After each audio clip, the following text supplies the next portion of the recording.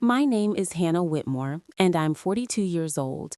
People always pause when they hear my last name. It's not unusual, but it carries a weight, the kind that makes you split yourself into two halves. The one that smiles and spells it out for strangers, and the one that wonders why someone you loved once wanted to share it. That evening, the Gala hall was shimmering. Crystal chandeliers caught the light like frozen fire, and champagne glinted like liquid gold. It was the kind of night that demanded ambition, not tenderness. And there he was, Caleb, a few steps ahead, laughing too easily, soaking in compliments from his new boss, Vivian. Vivian, the same woman who had once been his girlfriend. She raised her glass, voice smooth, almost rehearsed, and said, "To new beginnings." Names, she continued, should feel light, easy to remember, easy to say. Her smile shifted to Caleb. "Don't you agree, Mr. Whitmore?" I answered for him, forcing a smile, letting the syllables land softly even though they stung. Vivian's polite laugh rolled out, sharp and calculated. "Right, reinvention, Caleb. It's power." Caleb chuckled too, lightly, almost nervously. My old last name, Harding, was simpler. Maybe I should have kept it. It wasn't a joke. Not really. It was the first spark, the one that could either fizzle or ignite. Later, driving home through the city lights that turned the streets into rivers of silver, he was quiet for a long time.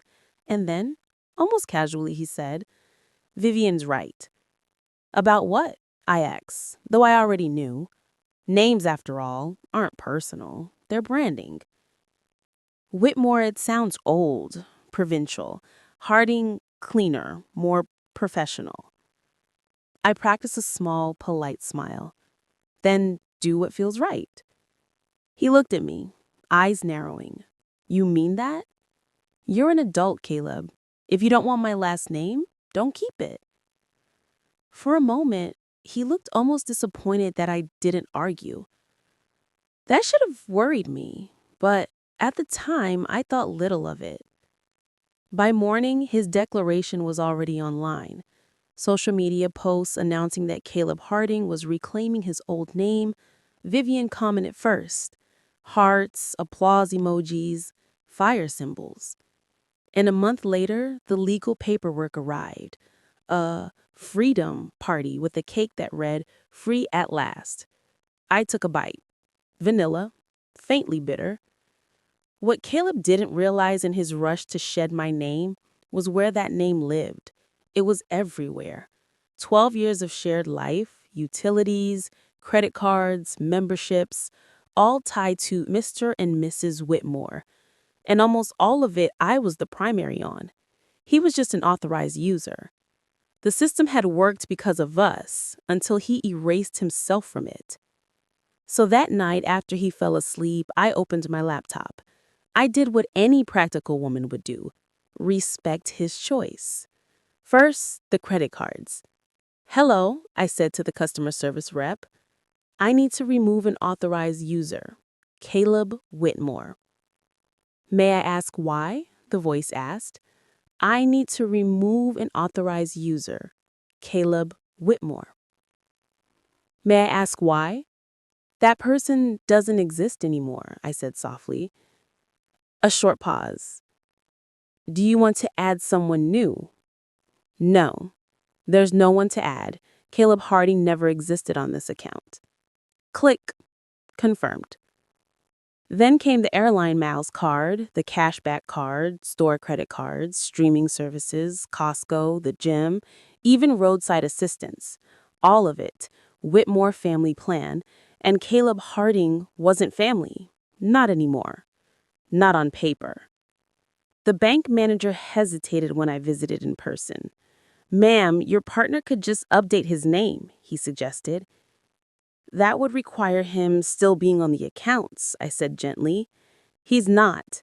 The only person listed is Caleb Whitmore, and that man doesn't exist." "Ma'am, this seems harsh," he murmured. "It's not harsh," I said evenly. "It's just accurate." Boundaries, not vengeance. 3 quiet days passed. Then Friday morning, my phone buzzed. Caleb, my card got declined at Starbucks. What the F? Which one? I asked. The green one. That belongs to Caleb Whitmore. You're Caleb Harding now. 5 minutes of silence. Then my phone exploded with text. Caleb, what did you do? You can't do this. Ethan, this is abuse. I didn't answer. When I came home, he was surrounded by papers, laptop open, phone pressed to his ear. No, listen, he said to some exhausted bank employee. I was Caleb Whitmore, but I legally changed it. It's still me. A pause. What do you mean I need to reapply? He slammed the phone down, glare sharp as broken glass. Fix this, he demanded. Fix what? I asked calmly. You removed yourself from everything. I removed Caleb Whitmore. He doesn't exist. Remember, you buried him with the hashtag. This is about your ego. You're punishing me for not keeping your ridiculous name. This is paperwork, I said evenly, not punishment. Every account was for Mr. and Mrs. Whitmore. You chose not to be that man. It's just a name. Exactly. Just a name. His voice cracked, the first glimpse of frustration I'd seen. So why did you need to change it? He threw a statement at me. It fluttered to the floor. I can't access our savings. Our savings belong to Mr. and Mrs. Whitmore. Not legally. You filed the papers yourself. The reality hit him like a wave. He called his sister, Natalie, on speaker. Naomi froze me out because I changed my name. You threw a party for that, Caleb. Did you even think it through? Natalie's voice was sharp, matter of fact. He hesitated. It felt empowering until it didn't, she muttered. Whose name are the accounts under? He didn't answer. Natalie laughed softly. Congratulations, you played yourself. He hung up. That night, he brought lilies. Too strong, too white. Hannah, I didn't mean to hurt you. I replied quietly. You didn't hurt me. You made a choice. Then add me back, he whispered. Of course, I said. Fill out the applications. If you qualify, I'll add you. His laugh was sharp. I'm your husband. New users have to qualify? He looked at the lilies as if they had betrayed him too, then shoved them into the trash. Later, his mother called. Eleanor Harding, dramatic as ever. You did what? You gave up her name and expected to keep her accounts. Are you out of your mind? It's 2025. Couples don't need the same last name. No, but if your access depends on that name, maybe you should have read the fine print before celebrating. The call ended. I lay in bed staring at the ceiling, that eerie calm before everything collapses. Because when a man decides a name is too heavy, he forgets who carried it first. And when he puts it down, sometimes it's gone for good. The next morning, the tiny, polite sounds of failure followed him everywhere. The Starbucks beep, the declined card, the login error. At 8:42 a.m., another text appeared. Caleb, my Amazon card isn't working either. That belongs to Mr. and Mrs. Whitmore.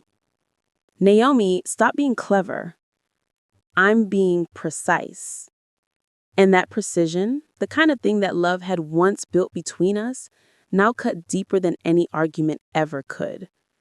By lunchtime, the calls started again. Starbucks, Target, the gym, places he'd taken for granted because love apparently came with automatic renewal. That evening, he posted something on social media. Men should have the right to their own identity without financial penalty. His friends rallied in the comments, unaware of the legal trap they were cheering. The real problem wasn't money. It was embarrassment. I whispered to myself as I watched him fumble through text and calls. Maybe he's learning what a name really costs. Little did Caleb know, the web of accounts he had once assumed would follow him everywhere, was unraveling, and every call, every decline, every error was only the beginning of a storm he couldn't control. By Monday morning, Caleb Harding was no longer just frustrated. He was panicked. Every step he tried to take to reclaim what he thought was his, bank access, credit cards, subscriptions, hit walls. Each automated email, each declined transaction, every access denied, pinged like a hammer on his nerves. He stomped through the apartment. "Cannot, this is ridiculous," he shouted. "I know exactly what's ridiculous," I said, calm as a surgeon. "You assumed a name was just a word. It's not. It's a legal identity, and you chose to abandon it." "I didn't abandon anything. I just changed my name," he protested, throwing his hands in the air. "Yes," I replied softly, "and when you changed it, the law removed your access to anything under Whitmore. That's reality. You can blame me, the system, your mother, doesn't matter. The fact remains. Caleb Harding is a new man without any of the privileges Caleb Whitmore had." He sank on the couch, staring at the lilies I'd thrown out days ago, now wilted on the floor. "This isn't fair," he muttered. "Fair?" I raised an eyebrow. "You're the one who said Whitmore sounded old. You wanted professional. You wanted reinvention. You got it. Now live with it." The phone rang. It was his lawyer, Eleanor. "Caleb, did you read the fine print before filing?" "No." "Figures. You're locked out of the Whitmore joint accounts. Want to sue Hannah for access? Good luck. She followed the law perfectly. You're a cautionary tale now." He threw the phone onto the couch. "I need cash, fast." "Then do what any responsible adult does. Apply. Open a new account. Build it yourself." He glared at me, lips pressed tight, realizing he had no leverage. The man who once assumed shared life and wealth came automatically with marriage now had nothing but his own name on a clean slate and zero preparation for independence. By Wednesday, the chaos spilled into social media. Caleb posted a thread: "When you change your name, make sure your wife doesn't follow the law like a hawk." Friends chimed in. Some tried to console him. Others laughed. Vivian, of course, commented subtly, #new beginnings, along with the fire emoji. Meanwhile, I stayed silent, watching the drama unfold from my side of the screen. Silence can be louder than any word, especially when the other person is panicking. Thursday evening, Caleb came home with an envelope, a mix of panic and hope. "It's a legal threat," he said, waving it. "Some finance company says I can't access funds because Whitmore isn't valid." I took the envelope, glanced at it, and smiled faintly. Yes, that's because Caleb Harding isn't on the account. Only Caleb Whitmore was. That's the law. "But I'm the same person," he shouted. I sat down next to him, voice calm but firm. "You're right. You are the same person, but legally, you're a different entity, and the law doesn't care about feelings, only facts." He sank into the couch again, defeated. Then came the emails from various companies: Netflix, Amazon, Target, the credit card companies. Every single one politely but firmly confirmed Caleb Harding is not authorized. Only Caleb Whitmore is. In that moment, he realized that names aren't just words. They're keys. Keys to privileges, access, relationships, and shared trust. And in that moment, I noticed something shift. A subtle change in his posture. The arrogance was gone, the entitlement faded. The man who once thought love came with automatic access to everything had begun to feel powerless. Friday morning, the storm escalated. Caleb's mother called again. Eleanor Harding's voice sharp, cutting through the phone like a knife. "You did what?" "I changed my name," he admitted. "You realize you've locked yourself out of everything, Whitmore?" she snapped. "Yes, I see that now," he muttered, defeated.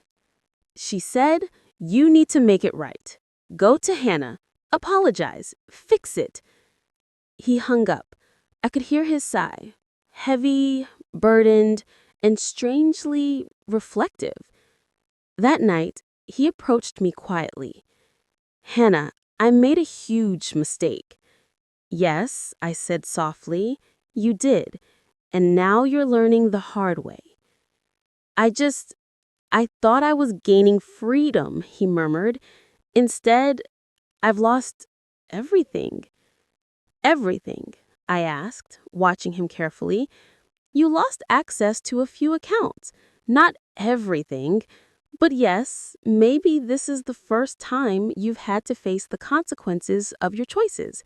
It's a lesson most people never learn until it's too late." He sat in silence, staring at the wall until the phone buzzed. Another declined transaction. A small, involuntary smile spread across my face, not from cruelty, but from justice. Because sometimes the only way to teach someone the weight of a name is to let them carry it alone. Little did Caleb know, the chaos wouldn't stop at bank accounts and subscriptions. There were contracts, memberships, and hidden financial obligations he had forgotten or never realized. And the more he tried to fix it, the more he would sink into a web he couldn't escape. Subscribe and hit the bell because part 3 is where Caleb's world truly unravels. By Saturday morning, Caleb Harding's apartment felt less like a home and more like a courtroom. Papers were scattered across every surface. Unopened letters, online statements printed, sticky notes plastered everywhere. He had started calling every institution that once recognized Caleb Whitmore, only to be met with polite refusal. "I don't understand," he said, frustration cracking his voice. "I'm the same person. Why does it feel like I vanished?" I stood in the doorway, arms crossed, watching him stumble through his self-inflicted maze. "Because legally, you have," I said softly. "You chose to erase Whitmore. Now Caleb Harding is nothing, at least in the eyes of banks, credit cards, and subscriptions." He sank into the chair, burying his face in his hands. I thought changing my name would make me powerful, that I'd finally be free. Instead, it's like I'm starting from zero and everyone is watching me fail." I walked over and placed a hand on his shoulder. "You are starting over. And yes, it's hard. But this isn't failure, it's accountability. You wanted reinvention, and here it is. Pure, unfiltered consequences." The phone buzzed. Another declined transaction. Amazon, Target, Starbucks, even the grocery store. Each ping was a subtle reminder that identity isn't just what you call yourself. It's how the world knows you, trusts you, and connects you to shared history. By Saturday, Caleb's panic had escalated into desperation. He began texting friends, colleagues, anyone he thought might help him navigate the maze. "Help me," one text read. "I changed my name and now nothing works. Please." Some ignored him, some laughed, a few offered well-meaning advice he couldn't follow. The truth was, no one could fix this for him. Not his mother, not his ex-girlfriend turned boss, not me. This was entirely on him. Monday arrived, and with it the first real taste of public embarrassment. He tried using his new name at a local bank to access a secured credit card. "Your credit history is insufficient. Perhaps you need to build it under your legal name." He blinked, his pride collapsing in real time. He had assumed power and autonomy by discarding Whitmore, but without it, even the simplest financial transactions became impossible. By Tuesday, he was exhausted, literally. Walking into our apartment, he slumped onto the couch, eyes red, hair disheveled. "I can't even rent a car, Hannah," he whispered. "You didn't prepare," I said, voice calm, deliberate. You wanted a fresh start without considering the cost. Identity isn't just what you call yourself. It's how the world knows you, trusts you, and connects you to shared history. He stared at me, trembling. You're enjoying this? I'm not, I said quietly, but I am letting reality do what pride never could. He dropped his head into his hands. I thought changing my name would make me powerful, that I'd finally be free. You can be proud, I replied softly, just not the way you expected. You have to earn it. You can't buy it or rename it into existence. By Wednesday evening, social media had exploded. Margaret, a mutual friend from work, couldn't resist posting a screenshot of Caleb's online meltdown. When you legally change your name and suddenly every transaction fails. Hashtag Whitmore Who. Within hours, the screenshot had gone viral locally. Reactions poured in, laughter, comments, emojis. Caleb's embarrassment became public, a cautionary tale for anyone who thought reinvention came without consequences. By Friday, he showed up at our door with a small bouquet of lilies again. This time, they were carefully chosen.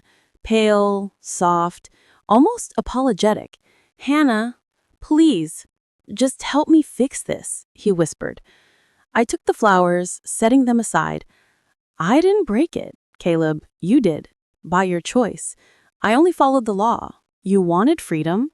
Now it's yours. Build it." He sank onto the couch, silent. Rain tapped softly against the windows like a slow applause for lessons learned. "I didn't think it would go this far," he murmured. "Neither did I, but sometimes pride blinds people until consequences hit like bricks." By Friday, he was on the floor with a calculator, laptop open, surrounded by paperwork, instant coffee in one hand, calculator in the other, muttering every step. Every declined transaction, every denied application, every failed attempt to recover access was a lesson he could no longer ignore. At some point, he looked up at me, voice barely audible. "I got a secured card, $500 limit. That's it. Mom helped with the deposit." I nodded, faintly smiling. "Congratulations. It's a start. And it's yours because you earned it, not because you demanded it." He exhaled sharply, running a hand through his hair. "I really messed up, didn't I?" I said, "Maybe. Or maybe you just finally realized what your name and your choices cost." Weeks passed. Caleb slowly rebuilt. Each step small, deliberate. New accounts, new credit, new responsibility. The arrogance, entitlement, and shortcuts were gone, replaced with careful, measured effort.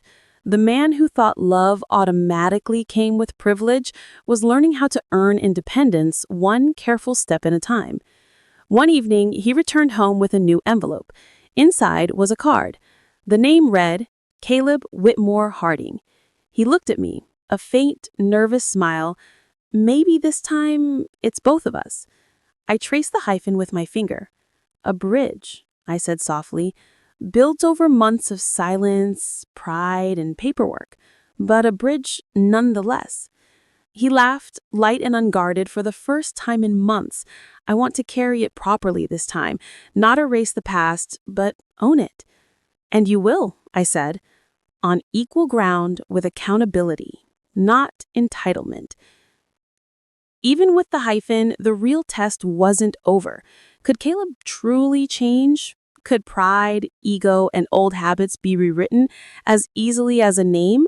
Or would the next challenge, this time internal, emotional, threaten to unravel everything again? Subscribe and hit the bell. Part 4 is where true redemption and reckoning begin.